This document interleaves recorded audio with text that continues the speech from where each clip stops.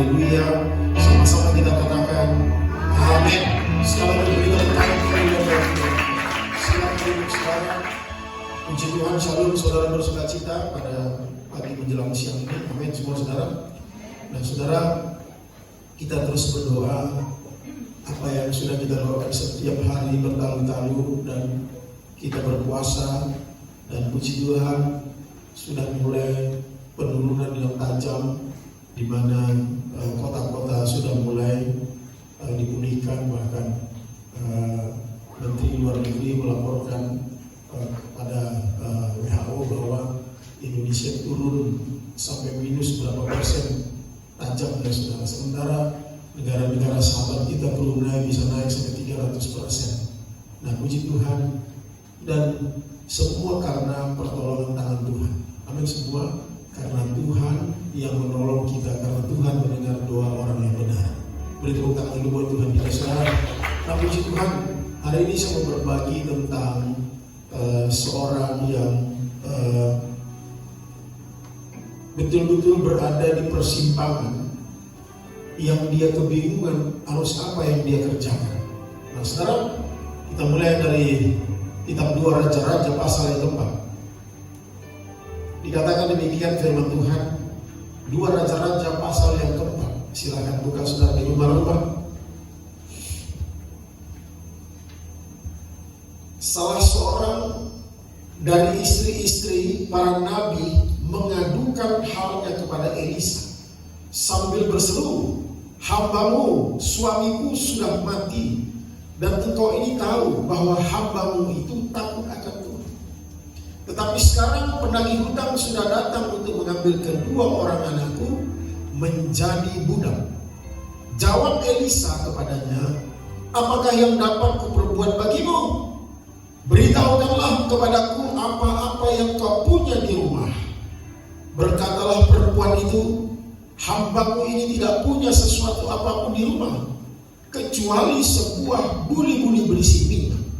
Lalu berkatalah Elisa, "Pergilah, mintalah bejana-bejana dari luar daripada segala tetanggamu, bejana-bejana kosong, tetapi jangan terlalu sedikit.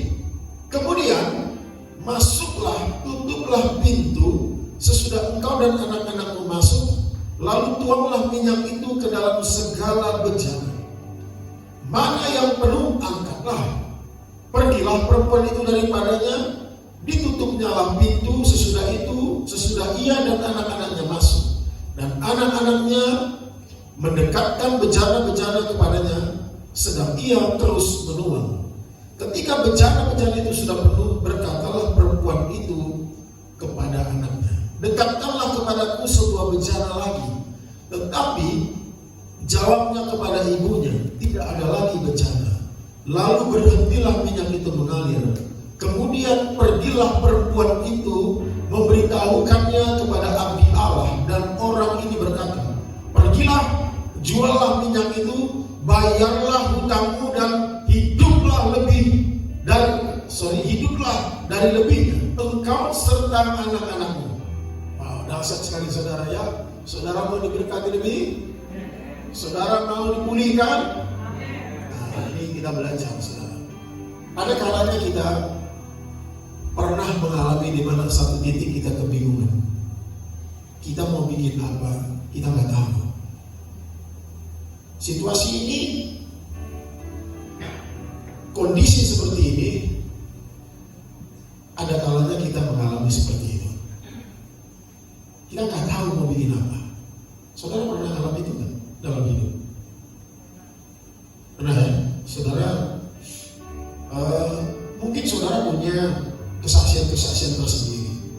Satu kali saya itu pergi bersama dengan Bu Gembala naik mobil dari Pekanbaru ke Jakarta. Saya naik mobil Innova itu, saudara.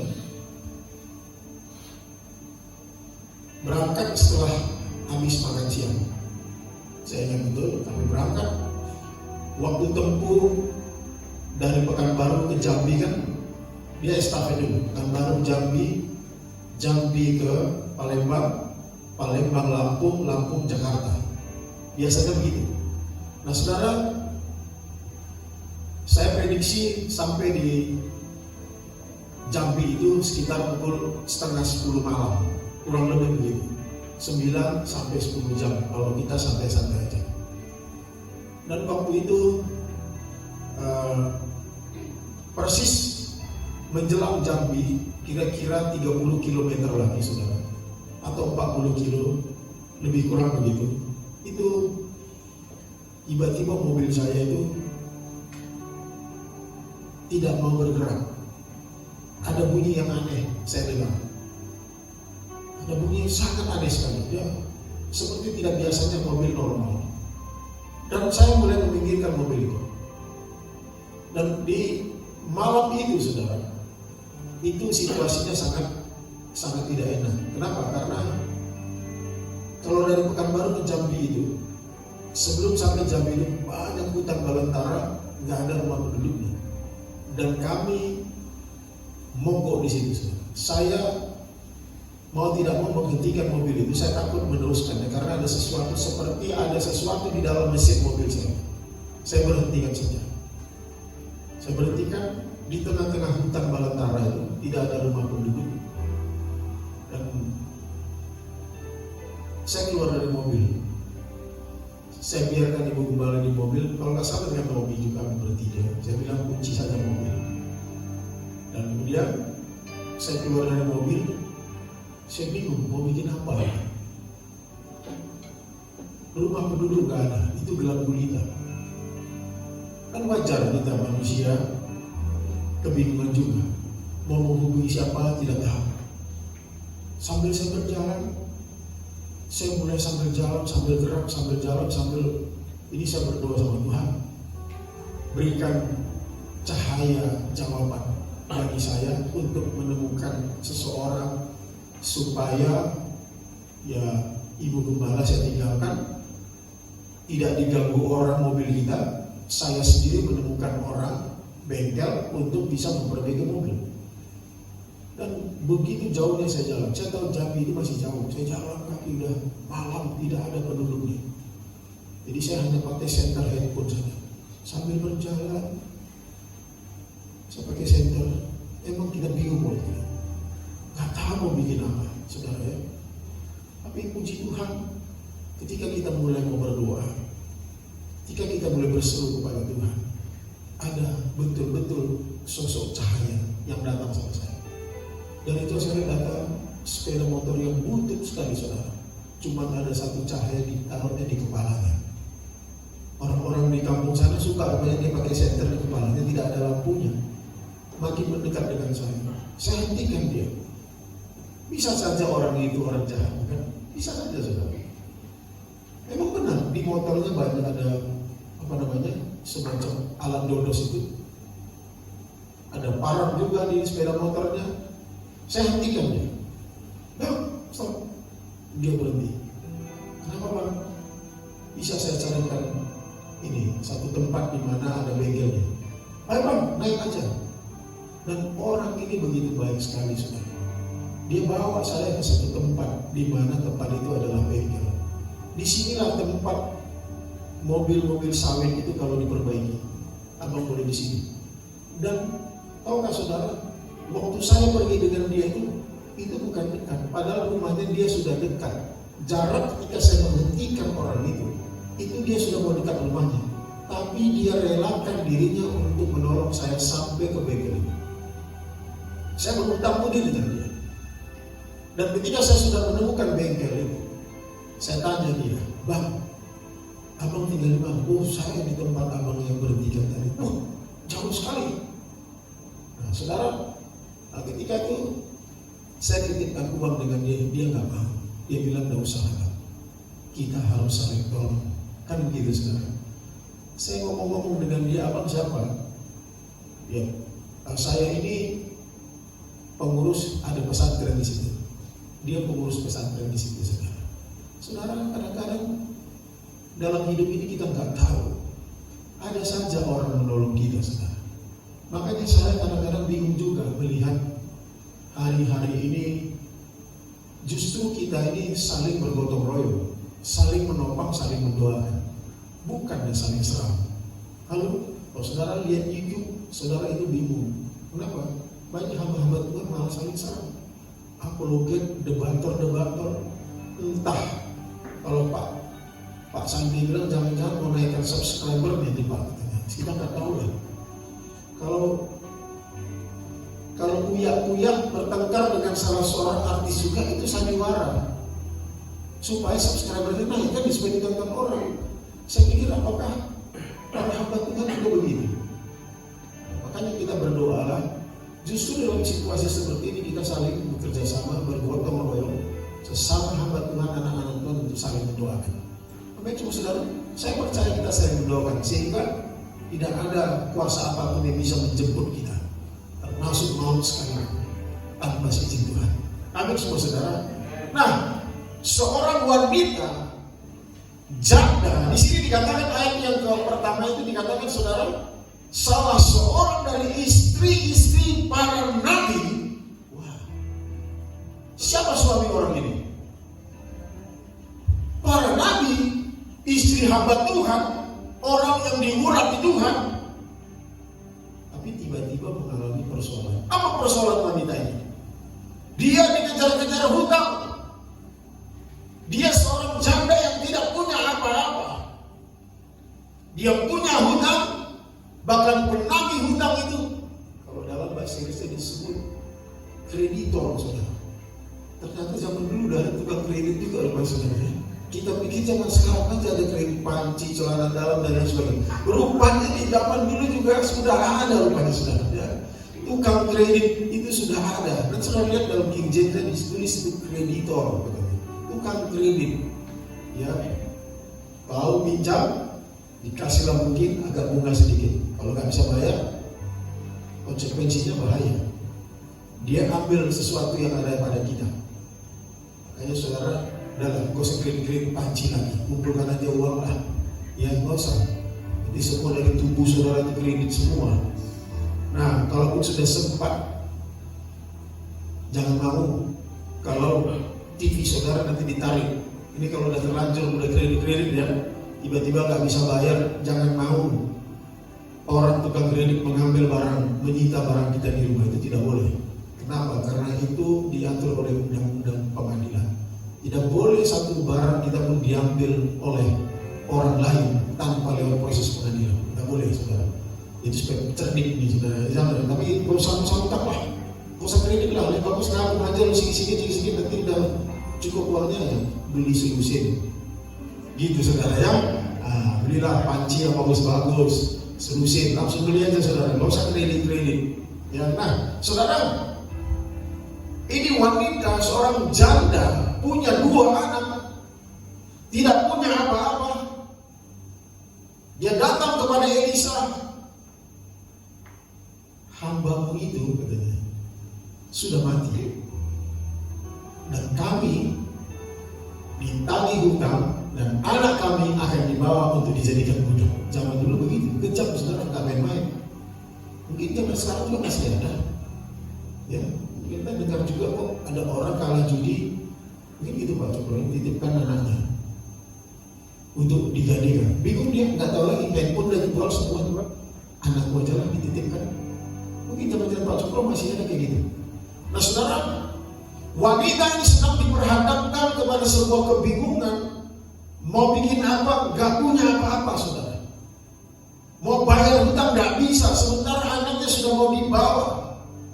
Ada kalanya setiap kita di situasi seperti ini juga mengalami kebingungan mau bikin apa ini.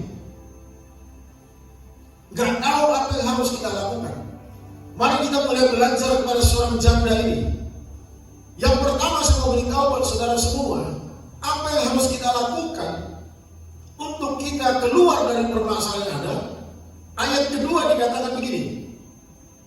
Jawab Elisa kepadanya, apakah yang dapat kuperbuat bagimu? Beritahukanlah kepadaku.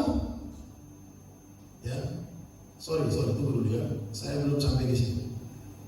Salah seorang dari istri-istri para nabi mengadukan halnya kepada Elisa sambil apa dikatakan? Sambil berseru. Nah, saudara, Bagaimana kita menghadapi situasi ketika kita bingung, tidak tahu mau bikin apa-apa? Mulailah berseru kepada Tuhan. Halo saudara, mulailah berseru kepada Allah. Dimanapun saudara berada, mari mulai berseru. Terlalu banyak ayat-ayat firman Tuhan yang dicatat di dalam Alkitab, orang-orang yang berseru, Tuhan mendengar serunya. Bangsa Israel di kitab Keluaran, mereka berseru ketika mereka ada di tanah Mesir, dan Tuhan mendengar seru doa mereka sampai ke surga. Dan Tuhan bilang, I have indeed seen. Aku tahu. Saudara, bagaimana Yesaya juga dalam Yesaya 64 ayat pertama sampai yang kedua, di mana Yesaya juga berseru minta tolong kepada Tuhan. Ketika bangsa itu mengalami suatu pergumulan, sedang terpisah dua, dia berdoa dan berseru kepada Tuhan. Di mana kita tahu juga seorang yang bernama Bartimeus dalam Markus pasal yang ke-10 ayat 47. Ketika dia berseru, dia katakan, Yesus anak Daud, kasihilah aku. Dia seorang pengemis, anak Timaeus. Dia seorang pengemis yang tidak punya apa-apa dan tidak berdaya. Dia berseru kepada Tuhan. Nah, saudara, hari-hari ini apapun yang menjadi persoalan hidupmu ketika engkau bingung mau bikin apa, mari datanglah berseru kepada Tuhan. Amin semua saudara. Nah, Tuhan pasti menjawab setiap seru doa kita. Bangsa Israel berseru ketika mereka ada di Mesir, sampai Tuhan menjawab doa mereka. Mereka dibawa keluar dari tanah Mesir. Saya percaya tidak semerta-merta. Ada kalanya sesuatu yang urgent, Tuhan langsung jawab doa kita. Sama kayak saya. Tuhan berikan secercah cahaya buat saya, untuk saya bisa mendapatkan sebuah kota atau tempat. Saya pikir langsung kota yang saya dapatkan, ternyata cahaya sepeda motor butut pakai senter di kepalanya. Itu yang datang, yang cahaya juga rupanya. Ternyata Tuhan bisa suruh siapa saja untuk memberkati kita.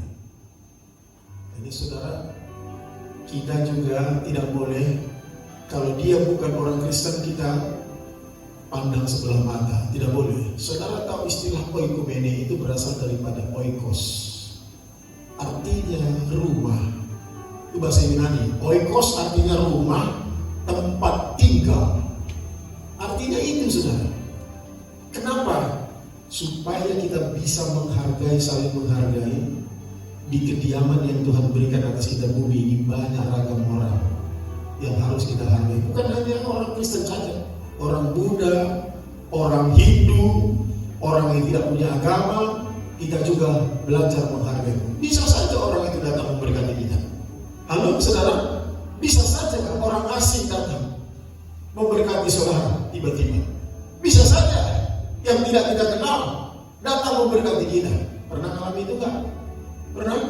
Tiba-tiba ada orang yang gak kita kenal datang memberkati saudara, ngangguk-ngangguk semua. Saya lihat wajah saudara, saudara sering menerima berkat dari orang yang saudara tidak kenal.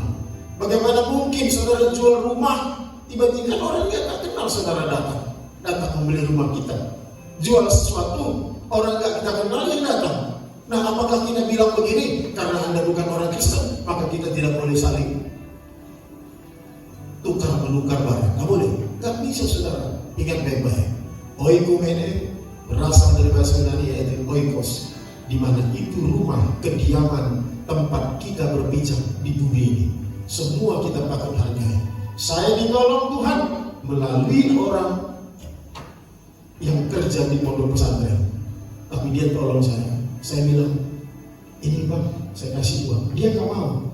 Saya lihat anaknya, saya kasih anaknya saudara. Nah ini buat kamu lah.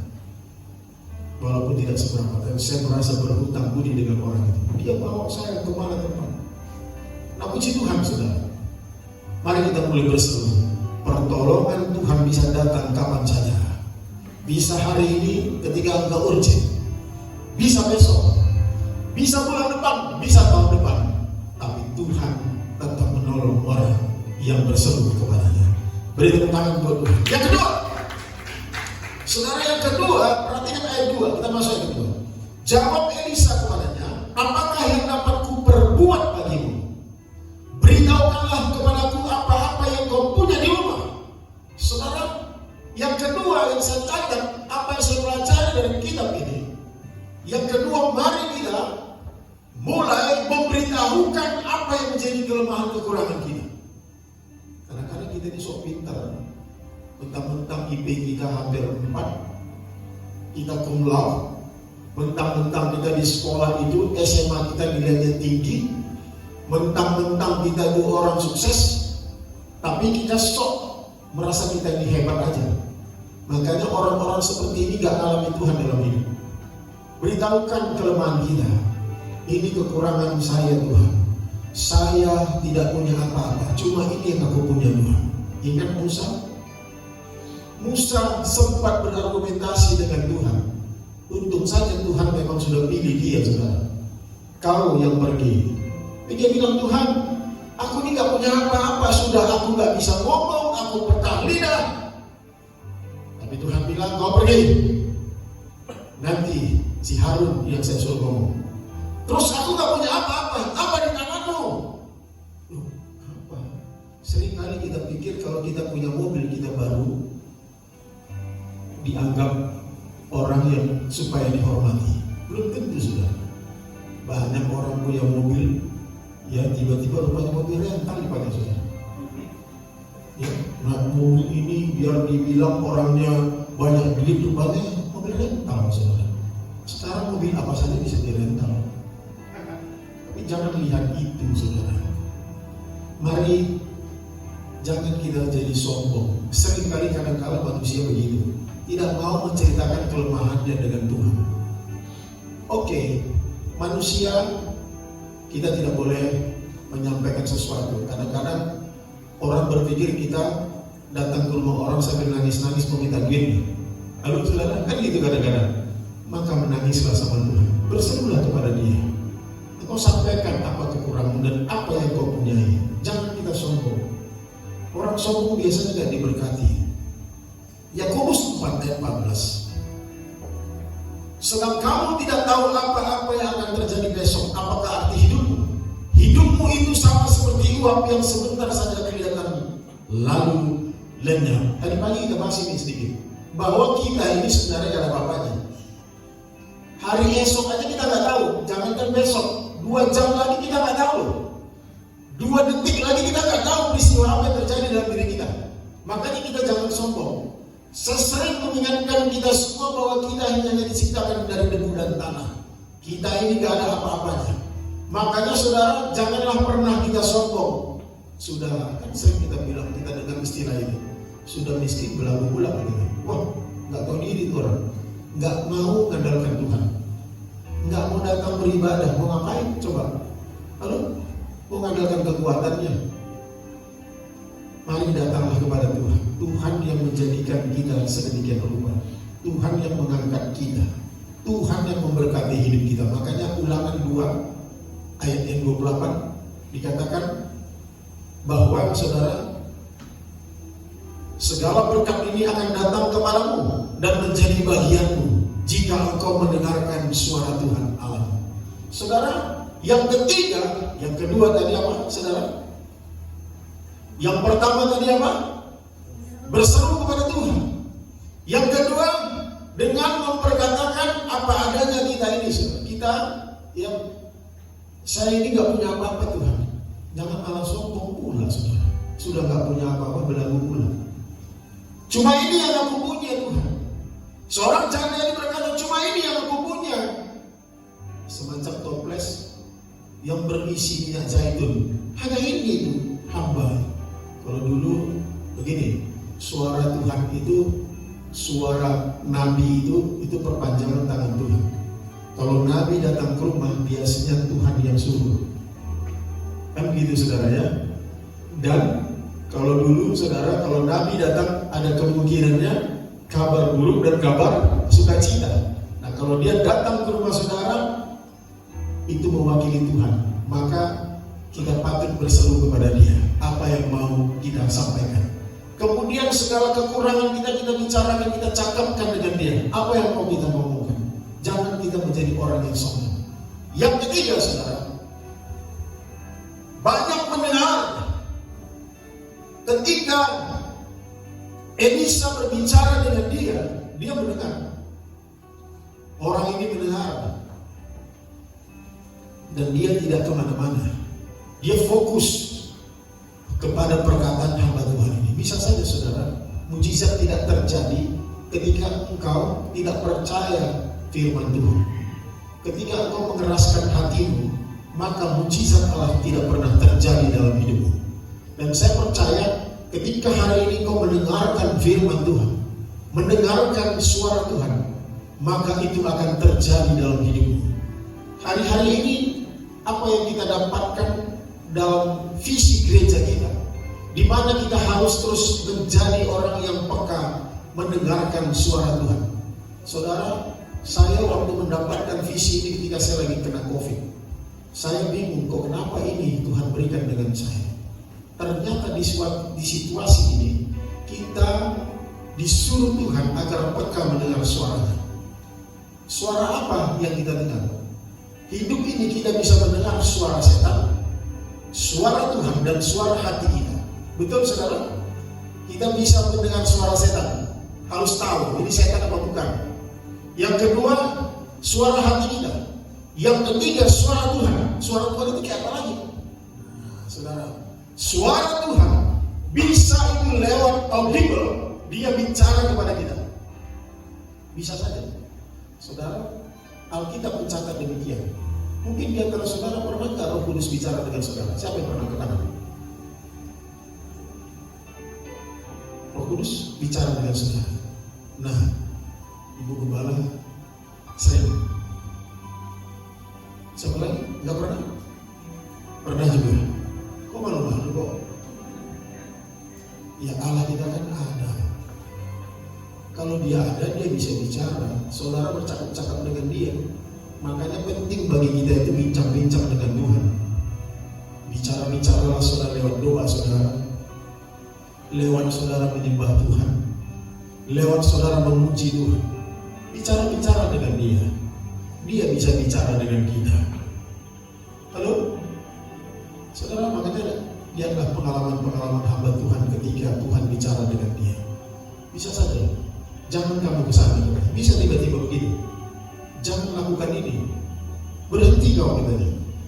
Kan begitu saudara. Nah, orang-orang yang bergaul karib dengan Tuhan pasti bisa mendengar suara Tuhan. Pasti dia peka. Nah saudara, suara secara audible melalui firman Tuhan, melalui nubuatan-nubuatan yang ada, kemudian melalui peristiwa-peristiwa yang kita alami. Ini juga bagian ternyata peristiwa-peristiwa alam ini, peristiwa-peristiwa yang ada di muka bumi ini justru Tuhan sedang bicara dengan kita. Percaya tidak? Halo? Tuhan bisa bicara lewat tsunami menghantam satu daerah. Tuhan bisa bicara menghantam penduduk sehingga tewas puluhan ribu orang. Tuhan bisa bicara lewat gempa bumi. Tuhan bisa bicara lewat pandemi ini. Saya percaya dia tengah bicara atas kita semua. Makanya ketika saya dapatkan visi ini, saya bertanya dengan Tuhan, apa maksud visi ini Tuhan? Kenapa kami harus disuruh peka? Ternyata jawabannya, peristiwa yang kalian alami ini justru Tuhan tengah bicara atas kita. Untuk apa dia bicara kepada kita? Supaya kita tetap menaruh harap kepada Tuhan. Supaya apa? Supaya kita selalu berseru kepada Tuhan. Supaya apa? Supaya kita tingkatkan kapasitas pujian penyembahan kita kepada Tuhan. Supaya apa? Supaya kita makin sungguh-sungguh kepada Tuhan. Supaya apa? Supaya kita makin banyak berdoa. Itu dia. Saya percaya ketika kita peka, maka kekuatan kita bersandar kepada Tuhan. Kita makin banyak berdoa, kita makin sungguh-sungguh, bukannya malah kita ketakutan, kita sungguh-sungguh berdoa kepada Tuhan, sungguh-sungguh memuliakan Tuhan dengan hidup kita. Nah, yang terakhir saudara, yang terakhir dikatakan demikian saudara. Lalu berkata Elisa, pergilah, mintalah bejana-bejana dari luar, daripada segala tetanggamu bejana-bejana kosong, tetapi jangan terlalu sedikit. Kemudian masuklah, tutuplah pintu. Sesudah engkau dan anak-anakmu masuk, lalu tuanglah minyak itu ke dalam segala bejana. Mana yang penuh, angkatlah. Pergilah perempuan itu daripadanya, ditutupnya pintu. Sesudah ia dan anak-anaknya masuk, dan anak-anaknya mendekatkan bejana-bejana kepada sedang ia terus menuang. Saudara, ini sebenarnya membingungkan kita. Kadang-kadang Tuhan itu memerintahkan kita nggak masuk logika kita. Bagaimana mungkin yang nggak ada jadi ada? Kumpulkan semua toples yang ada dituang, penuh ini, tuang sini, penuh. Kok bisa, saudara? Makanya jangan gunakan logika kita untuk mengalami mujizat Tuhan. Di tengah-tengah situasi kalau nggak tahu mau bikin apa, tetap kau patuh taat kepada perintah Tuhan. Ketika kau mendengar suara Tuhan lewat firman-Nya, maka ikut tidak melakukan itu. Jangan keraskan hatimu. Kalau beberapa waktu kita sampaikan, kembalikanlah milik Tuhan, kembalikanlah itu. Kalau kau merasa iya, aku kena ini. Kalau orang yang biasanya kena, biasanya firman itu tersampaikan sama dia. Jangan keraskan hati, lakukan itu. Itu jalan Tuhan untuk memberkati kita. Karena itu gak boleh kita gunakan itu. Kembalikan apa yang menjadi milik Tuhan. Amin semua saudara. Dan kita harus taat. Makanya kalau saudara baca taat itu dalam bahasa Ibrani disebut dengan Shema, S-H-E-M-A, Shema. Saudara bisa baca dalam kitab Ulangan pasal 6 ayat yang keempat. Hai Israel, dengarlah. Nah, saudara, artinya ketika dia bicara tentang dengarlah hai Israel, maksudnya itu begini. Itu bicara tentang ketaatan dan melakukannya. Contoh, saudara ibu Yemi bilang dengan anaknya, Angel, kau dengar mama ya, itu bukan sekedar mendengarkan, tapi harus mentaati dan melakukannya. Betul kan? Gak mungkin Angel dengar ya, omongan mama ini ya, diulangi lagi. Tidak mungkin begitu. Pasti harus mentaati dan melakukannya. Saudara, ini yang dilakukan seorang janda ini. Kadang-kadang cara Tuhan itu gak masuk akal kita. Kumpulkan semua. Ada orang bilang gak mungkin uang jatuh dari langit. Itu omongan dunia. Jangan dengar itu saudara. Tuhan punya banyak cara. Bisa saja uang tiba-tiba ada di ATM kita. Gak tahu kita. Pernah gak dengar mujizat kayak gitu? Pernah saudara. Ya tiba-tiba kok ada uang di ATM. Kita cek, nonek pula saudara. Ya, mau cari tahu siapa itu. Tapi jangan pula sampai besar kali, bahaya bisa penjara kita saudara. Ada orang di Kalimantan Barat tiba-tiba menerima uang di ATM 9 miliar. Langsung polisi datang ke rumahnya. Salah transfer dari pihak bank. Tapi dia sudah sempat habiskan 200 juta saudara. Ini masuk penjara juga nggak boleh. Itu bukan uangnya saudara ya. Tapi kalau ya kita butuh sekali. Yang udah berdoa sama Tuhan tiba-tiba kita terima. Yang udah cek, saya udah pernah gitu juga saudara. Kita butuh sesuatu dari Tuhan. Saya pergi ke ATM, udah jauh, kira-kira ada 4-5 kilo, saya jalan kaki ke sektor itu. Saldo Anda tinggal 0 rupiah. Ya, saya pikir waduh Tuhan, udah mujizat juga ini. Kemudian saya berdoa lagi, saya menyembah lagi, saudara, udah minggu kemudian saya datang lagi ke ATM yang sama itu. Saya colok ATM saya, puji Tuhan, saldo Anda 0 rupiah. Saya pikir ini rupanya untuk saya bersyukur nih. Nah gak apa-apa, saudara bersyukur aja. Tapi banyak cara Tuhan untuk memberkati kita saudara. Kalau saudara, kadang-kadang unik bukan dari ATM itu saja bisa. Itu kan akal kita. Ya saudara, bukan kayak gini, ini bukan sulap.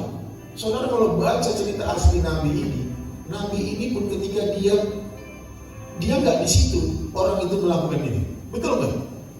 Ini cerita ini ketika Nabi itu ibu itu dan seorang janda ini dengan 2 anaknya melakukan itu di mana? Di kamar. Dia tutup pintu. Nabi itu ada, Nabi itu nggak ada. Betul nggak saudara? Nabi itu nggak. Kenapa Nabi itu nggak di situ? Supaya janda ini tahu bersyukur yang melakukan itu bukan Nabi dalam Tuhan. Nah begitu saudara. Nah kadang-kadang kita ini kan mau mengandalkan kekuatan kita. Tuhan, aku mau mujizat itu ketika aku berdoa, aku pergi ke ATM, saldo Anda Rp0. Silahkan pulang ke rumah. Untung nggak dia bisa bawa kepala kita benjol. Kalau 2 kali kau datang ke sini, toko kepala kau benjol ke dia, udah tahu no. Kadang-kadang logika kita mau begitu. Cara permainan Tuhan tidak begitu, saudara. Dia gunakan cara-cara unik. Bisa dari orang pondok pesantren membonceng saya dengan sepeda dengan motor bututnya. Saya pun pegang, nggak tahu dia pegang merah duduknya pun dia plastik, saudara. Gitu, saudara. Tapi ya saya happy aja. Kursinya nggak ada, saudara. Hanya besi aja. Jadi bayangkan jam itu jalannya bergelombang-gelombang sih. Ajab juga kata orang Medan. Bongkok ini saudara, lihat caranya. Nah saudara, cara Tuhan unik memberkati anak-anaknya. Jangan gunakan logika kita, nggak terpikir kita saudara.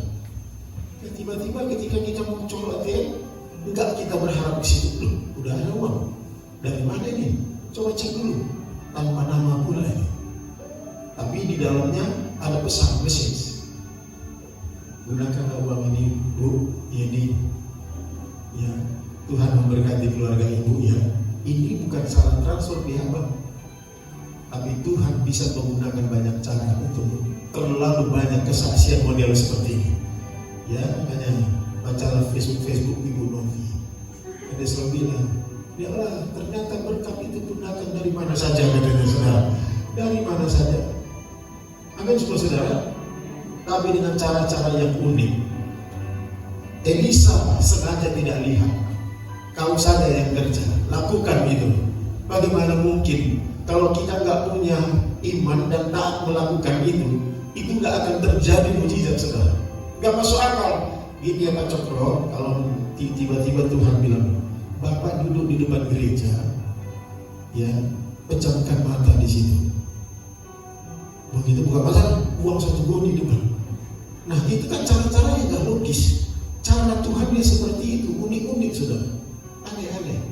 Bagaimana mungkin uang bisa keluar dari celana dalam bola dari celana saya saudara, dari dalam celana saya, bukan celana dalam saya, dari dalam celana saya. Itu yang selalu saya banggakan bagaimana cara Tuhan bekerja.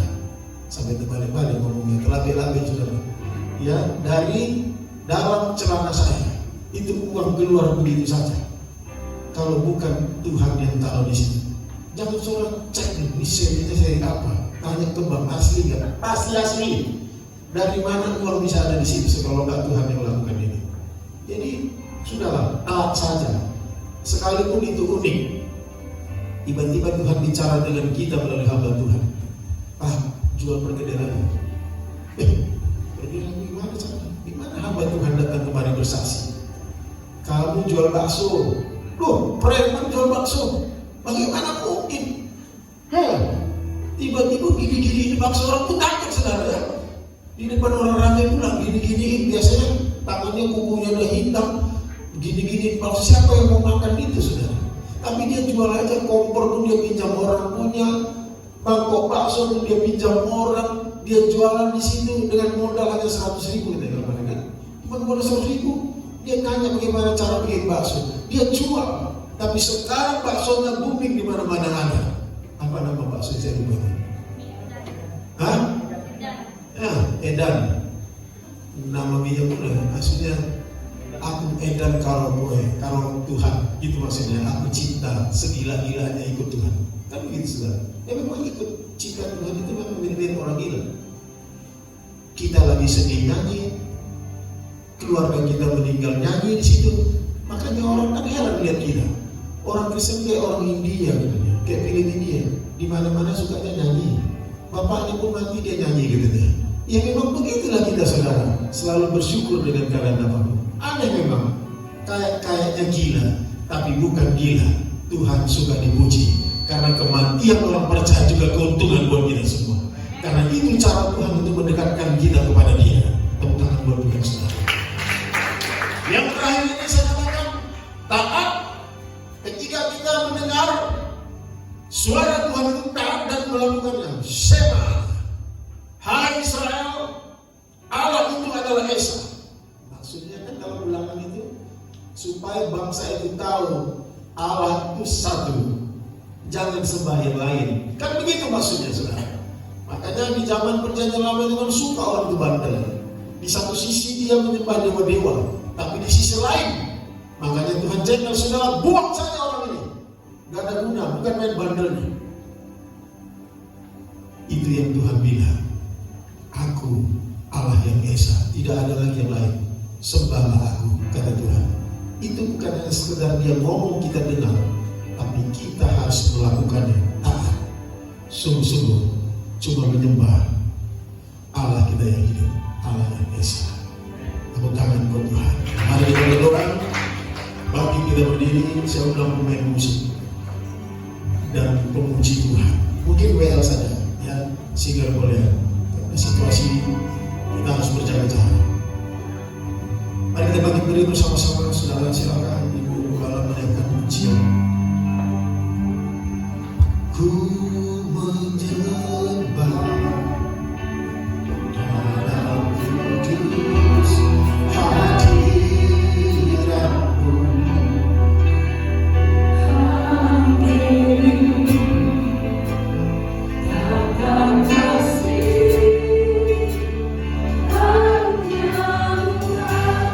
Bersama-sama kita di rumah-rumah dengan senang hati kita bangkit berdiri. Kekuatanku,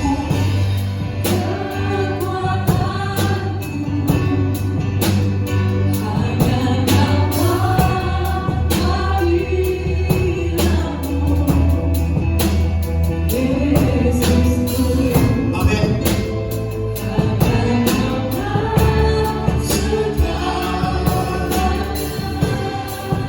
Yesus kau segalanya bagi kami.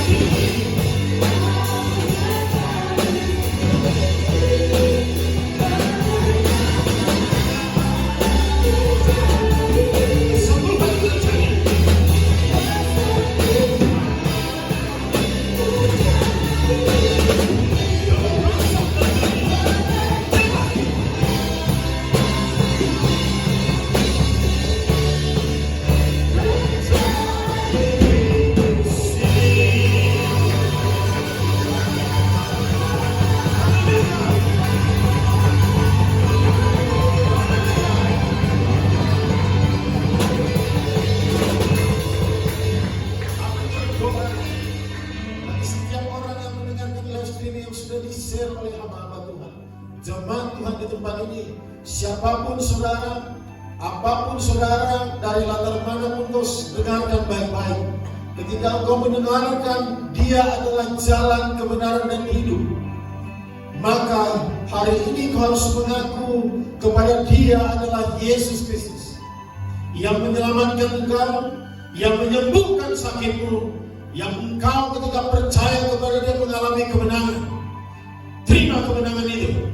Aku berdoa di rumah sakit di mana kau berada, terima kesembuhan itu dalam nama Yesus. Terima kemenangan. Dan aku berdoa atas itu, bangkitlah dari tidurmu dan memiliki iman kemenangan. Berserulah kepada Yesus. Ketika engkau sudah mendengar, taatlah, lakukan firman ini dan percayalah kepada Yesus. Orang mati bangkit, apalagi sakit. Dan terima kesembuhan itu dalam nama Yesus Kristus. Terima kasih Tuhan Yesus. Terima kasih Bapa yang baik. Hari ini bersyukur kepada Tuhan yang sudah menyelamatkan dirimu, yang sudah menyembuhkan engkau. Dan datanglah terus kepada dia. Datanglah sungguh-sungguh kepada dia. Terima kasih Tuhan buat firman-Mu yang ajaib. Sebentar sebelum hamba mengakhiri khotbah hamba dengan doa, aku mau berdoa buat salah seorang dari yang hadir ini. Silakan maju berdoa. Ya, bersama dengan ibu ini berdoa. Di sini saya kasih jarak ke depan. Saya akan datang berdoa. Angkat tangannya. Camkan matamu. Aku berdoa dalam nama Yesus. Serahkan seluruhnya hidupmu kepada Tuhan. Hari ini kemenangan, kesembuhan kau miliki di dalam nama Yesus. Berdoa, biarlah segala sesuatu dari apapun yang kau kumpulkan hari-hari ini Tuhan jawab segala persoalan hidup ini. Kau percayakah kepada Yesus yang menyembuhkan kau? Percayakah kau kepada Yesus yang menjadikan masa depanmu gila gemilang? Kalau kau percaya